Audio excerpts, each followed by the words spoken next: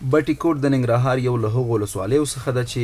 مالټې خورا مشهورې دي او هره ورځ سلګونه خلک دغې ولسوالۍ ته ورځي او د مالټو د خوراک سربیره تفریح هم کوي. د مالټو په دغو باغونو کې په کار بوخت کارګر وایي خوښ دي چې په خپله ولسوالۍ کې ورته د کار زمینه برابره ده او کولی شي خپلې کورنۍ ته نفقه وګټي. عادل ملنګ او عطاالله چې د مالټو په دغه بڼ کې په کار بوخت دي وایي د بټي کوټ مالټې دومره مشهورې دي چې ان له نورو ولایتونو نه هم خلک ورته راځي او له ځانه سره یې وړي. دا د موږ راځو کار کوو پوه شي به 200 روپۍ راکوي بس ښه د غریبي پکې کېږي پوه شي بس سهار راځو مازدیګر ځان سره ځو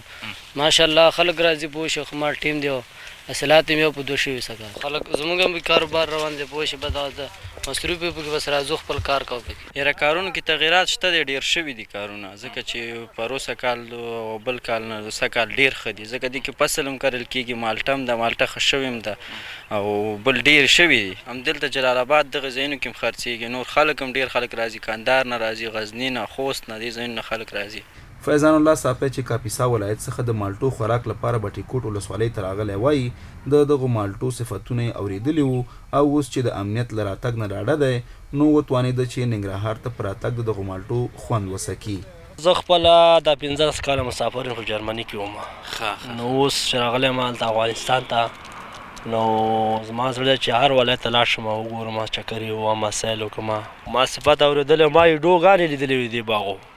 خو هلته چې موږ ویډیوګانې مې لیدلې نو ما ویلې چې زه کله هم لاړم افغانستان ته نو زه به دې باغو ته ځم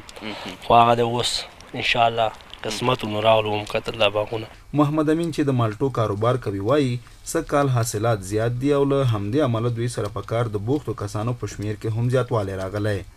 د نوموړي په خبره ننګرهار او بیا په خاصه توګه بټي کوټ د مالټو د کار لپاره مناسبه خاوره او آب و هوا لري او دغلته د مالټو په کار باندې که پانګونه زیاته شي نو شونې ده چې هیواد به د مالټو د حاصل برخه کې په ځان بسیا شي. الحمدلله دا خو اوس په زراو هکتاره ځمکه ده دې کې ډېره ځمکه اوس نوي نیلګي کېښودل شو او الحمدلله په دې کې ډېر مزدوران دلته په کار شو ځکه چې موږ سره ډېر مزدوران دلته کار کوي نو دا موږ د دې نه ډېر خوشحاله یو د دې حکومت نه چې دغه